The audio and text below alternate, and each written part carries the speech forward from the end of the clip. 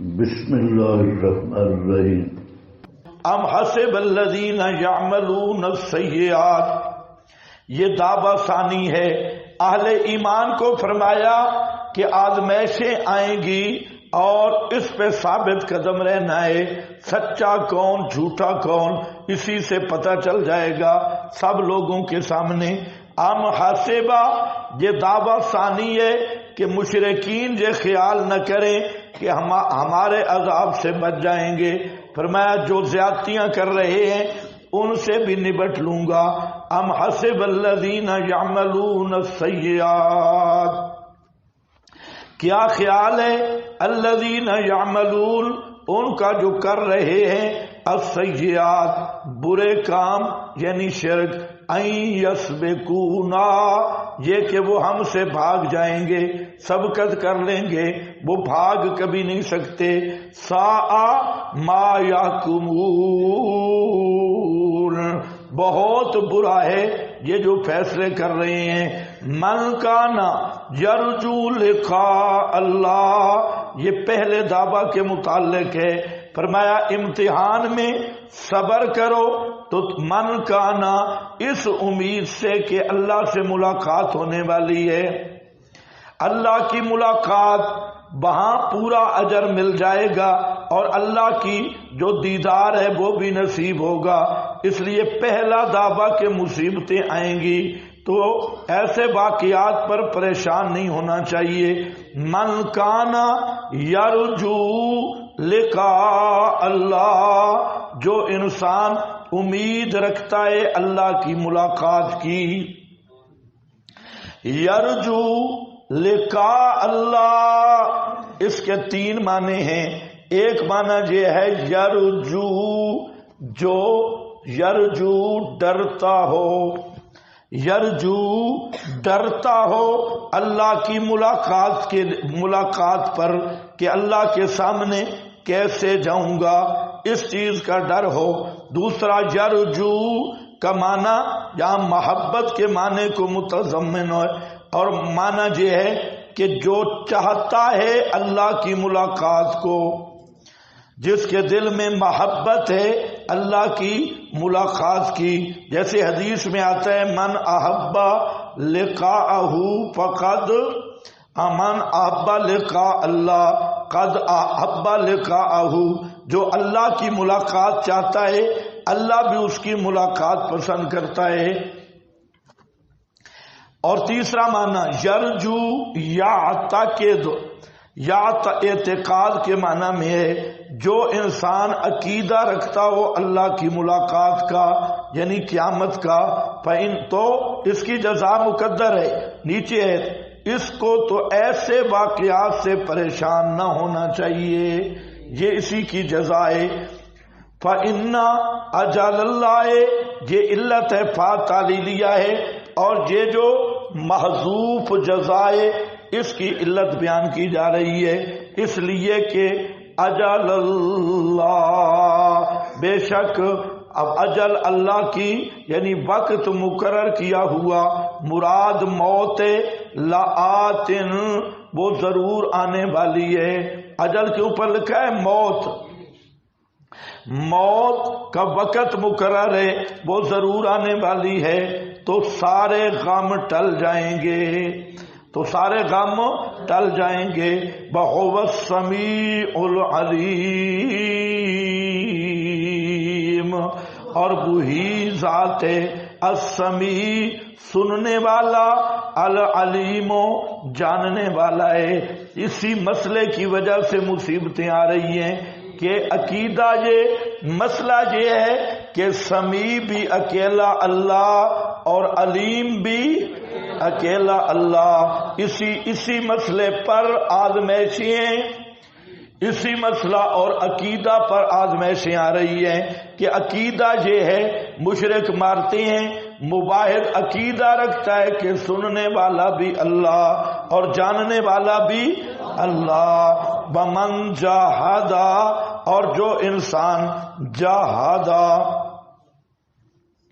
فَإِنَّمَا يُجَاهِدُ لِنَفْسِهِ وَمَن جَاهَدَ، یہ بھی تسلی ہے۔ اور فرمایا جو انسان جاہدہ یجاہدو، اس کا معنی ہوتا ہے سخت محنت کرنا۔ جاہدہ اس میں ایک معنی جہاد مقابلے والا بھی ہے، جاہدہ یجاہدو، اور یہ مقابلہ کب ہوگا؟ آزمائش میں۔ اور مقابلہ کب ہوگا؟ جب مد مقابل لوگ موجود ہوں گے، مجاہدہ کریں گے تو ان کے ساتھ مقابلہ بھی ہوگا، تقابل کی صورت میں یہ جہاد ہوگا۔ ومن جاہدہ، اور جو انسان پوری قوت اور زور کے ساتھ محنت کرتا ہے اور ڈٹا رہتا ہے، فَإِنَّمَا يُجَاهِدُ لِنَفْسِهِ، پس سوا اس کے نہیں، وہ مجاہدہ کرتا ہے اپنے نفس کے لیے۔ من جاہدہ کے اوپر لکھا ہے من جاہدہ فی الدین وصبر علی قتال الکفار، تو جاہدہ عام سیاقن، چونکہ مکی آیت ہے اس لیے یہاں مجاہدۃ النفس مراد ہے، جو سخت جہاد کرتا ہے اور اپنے یہ مقابلہ کرتا ہے مشرکین کا اور مصائب کا۔ فَإِنَّمَا يُجَاهِدُ لِنَفْسِهِ لَا يَرْجِعُ إِلَى اللَّهِ نَفْعٌ مِّن ذَلِكَ، تو یجاہد لنفسه ان اللہ لغنی عن العالمین۔ ہاں بھائی ناظم صاحب ہے تو اس کو ایک دفعہ بولاؤ۔ ان اللہ، بے شک اللہ، لغنی، البتہ بے پرواہ تمام جہان والوں سے۔ یہ اسی کی توضیح ہے، انما یجاہد لنفسہ، وہ جہاد کرتا ہے اپنی جان کے نفع کے لیے۔ کیوں؟ اس لیے کہ اللہ کو اس کے جہاد کی ضرورت نہیں، کہ بے شک اللہ البتہ بے پرواہ ہے تمام جہان والوں سے، اسے کسی کی مجاہدے کی ضرورت نہیں ہے۔ اگر کرے گا جہاد، دین کی محنت کرے گا تو اس کا نفع اسے خود ہوگا۔ والذین آمنوا وعملوا الصالحات، یہ بشارت ہے وہ لوگ جو ایمان لائے، وعملوا الصالحات، اور کام کیے بھلے، لنکفرن عنہم، البتہ ضرور بے ضرور مٹا دیں گے ہم ان سے۔ یہ ثمرہ اول دفع مضرت ہے، ہم مٹا دیں گے ان سے سیئاتہم، ان کے گناہوں کو، وَلَنَجْزِيَنَّهُمْ، اور البتہ ضرور بے ضرور دیں گے ہم ان کو، احسن الذی، سب سے بہتر وہ جو تھے عمل کرتے، کانوا یعملون، سب سے بہتر جزا۔ احسن کے نیچے لکھا ہے قید اتفاقی ہے نہ اعتراضی ہے، کیونکہ لَنَجْزِيَنَّهُمْ احسن الذی، اللہ قیامت کے دن صرف احسن کی جزا نہیں دے گا، حسن کی جزا بھی دے گا۔ صرف احسن کی جزا نہیں ہوگی، حسن کی جزا بھی ہوگی۔ تو پھر احسن الذی پیشکال ہے کہ قیامت کے دن جو سب سے احسن عمل ہیں ان کی جزا ملے گی اور حسن کی جزا نہیں ملے گی۔ تو اس لیے یہ کیا ہے، جب قید اتفاقی ہے اعتراضی نہیں، مطلب یہ ہے ہوگی سب عملوں کی جزا اور سب محنتوں کا صلہ، لیکن اس کی تعبیر احسن بیان خوبی کے لیے ہے، اس سے حسن کو نکالنا مقصود نہیں۔ احسن الذی کانوا یعملون، جو تھے وہ عمل کرتے، وَوَصَّيْنَا الْإِنسَانَ، بس یہ تمہید تھی اور یہ امتحان آ رہا ہے، دوسرا امتحان۔ پہلے فرمایا تمہیں آزماؤں گا، جو موحد ہے توحیدیو تمہیں آزماؤں گا، تم پر امتحان آئیں گے، اور مال میں بھی، جان میں بھی، اور بیماریاں بھی، تکوینی طور پہ بھی اور تشریحی طور پہ بھی تمہارے امتحان ہوں گے۔ اب امتحان کا ایک دوسرا رخ ہے، اور دوسرا امتحان کہ نوجوان مسئلہ سمجھ گیا، والد بھی مشرک ہے، والدہ بھی مشرک ہے، یا دونوں میں سے ایک مشرک ہے۔ اب یہ کڑی آزمائش میں پھنس گئی کہ والدین بول سے کھینچ رہے ہیں، اور واقعات بھی ایسے پیش آئے اور اب بھی آتی ہیں۔ آپ کے پاس لکھا ہے کہ یہ آیت جو ہے یہ اس کے شان نزول کے بارے میں کہ یہ آیت، ہاں بھائی، تو یہ آیت ذرا دیکھیں کس کے بارے میں نازل ہوئی۔ موسیٰ بن سعد عن ابیہ انہ نزلت فیہ آیات من القرآن، یہ حضرت سعد ابن ابی وقاص یہ قالا فرماتے ہیں حلفت ام سعد، حضرت سعد کی امی نے قسم اٹھائی کہ اللہ تکلمہ ابدا، اس وقت تک کلام نہیں کرے گی حتیٰ یکفر بدینہ، حتیٰ کہ انکار کرے حضرت سعد اس کے دین کا، ولا تاکل ولا تشربا، اور نہ کھائے گی نہ پیے گی، کھانا پینا بھی ختم۔ قالت زعمتا ان اللہ وصاکا، اور ماں نے بھوک ہڑتال کر دی اور ساتھ حضرت سعد بن وقاص کو کہا کہ ادھر تو کہتا ہے کہ اللہ نے والدین کے بڑے حقوق بیان کیے، وصاکا کہ والدین کے بڑے حقوق ہے، وانا اموں کا میں تیری ماں ہوں، اور میں تجھے حکم دے رہی ہوں کہ مسئلہ توحید چھوڑ دے۔ کالا فرماتے ہیں کہ وہ مکثت ثلاثاً 3 دن تک بھوک ہڑتال رہی، حتیٰ کہ بے ہوش ہو گئی، اور ان کا ایک بیٹا جس کا نام عمارہ تھا وہ کھڑا ہوا اور اس نے اس کو پانی پلایا۔ جب ہوش میں آئی تو حضرت سعد کو بد دعائیں دینے لگی۔ فَأَنزَلَ اللَّهُ عَزَّ وَجَلَّ فِي الْقُرْآنِ هَذِهِ الْآيَةِ، تو یہ آیت اتری۔ تو اس طرح کے بے شمار واقعات صحابہ میں تو تھے ہی، آج بھی ایسے واقعات بہت تھے کہ آدمی مباحد ہو گیا اور والدین مشرک ہے، یا والدہ یا والد، تو اب ان کی طرف سے کڑا امتحان آئے گا، تو اس امتحان کا ذکر کیا۔ وَوَصَّيْنَا الْإِنسَانَ، اور تاکیدی حکم کیا ہم نے انسان کو اس کے والدین کے ساتھ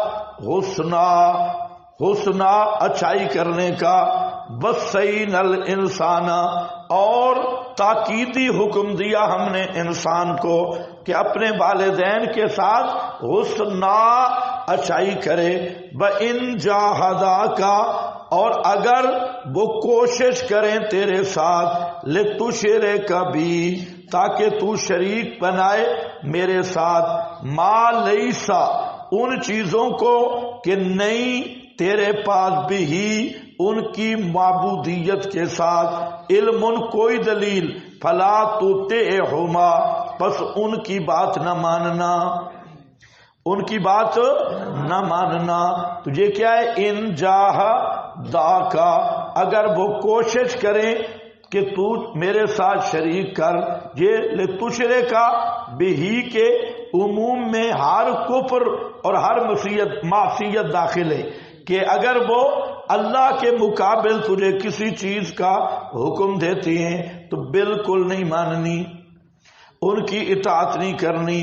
ما لیس لک بہ علم، یعنی ما وہ چیزیں کہ نہیں واسطے تیرے ساتھ ان کی الوہیت اور معبودیت کے، علم کوئی دلیل، پس مت اطاعت کر ان دونوں کی۔ الیہ مرجعکم، یہ علت ہے اس لیے کہ میری ہی طرف لوٹنا ہے تمہارا، مرجعکم فانبئکم، پس میں تمہیں خبریں دوں گا، بما کنتم تعملون، ساتھ اس کے کہ تھے تم عمل کرتے تمہارے اعمال کی۔ تو مطلب کہ والدین کے ساتھ دنیاوی، اسی طرح اور جو رشتہ دار ہیں، مشرک رشتہ دار اور والدین ہیں، تو پہلی بات یہ ہے کہ بائی کاٹ اور برات کس میں ہے؟ مذہب اور دین میں۔ دینی امور میں ان کا کوئی ساتھ آپ نہیں دے سکتے۔ شرک بدعت کی مجالس یا ان کے خاص مذہب کے شعائر اور ان کے مذہبی رسومات، تو ان سے تو بائی کاٹ کرنا اٹل لے۔ باقی رہ گئے دنیاوی اعتبار سے، تو جو والدین ہیں ان کی خدمت اور ان کو دعوت اور دنیاوی لحاظ سے ان کی خاطر تواضع کرنا یہ بالکل صحیح ہے۔ اور جو دوسرے رشتہ دار ہیں ان کی بھی حتی الامکان دنیاوی لحاظ سے اور پھر ان کو دعوت دینا، اور اس دعوت کے بہانے پہ اور اس دعوت کی اصل مقصد کو پیش نظر رکھتے ہوئے آپ ان کے پاس جائیں بھی صحیح، ان کو اپنے پاس بلائیں، لیکن حد سے تجاوز نہ ہو کہ مقصد دعوت دینا ہو، دوستیاں بلپے نہ ہوں، اور ان کے ساتھ وہ جو ان کے مذہبی معاملات ہیں اس میں بھی شرکت نہ ہو، لیکن اصل مقصد کیا ہو؟ دعوت دینا۔ تو دعوت کا سلسلہ الگ ہے، دعوت کے لیے ان کو بے شک بلاؤ اور ان کے پاس جاؤ، لیکن جتنے اہل بدعت یا اہل شرک ہیں ان کے ساتھ مودت یا دوستی موالات یہ نہیں ہو سکتی۔ تو یہاں اس آیت میں بھی آگے بھی آ رہا ہے جو اصل ضابطہ اور قانون کلی ہے۔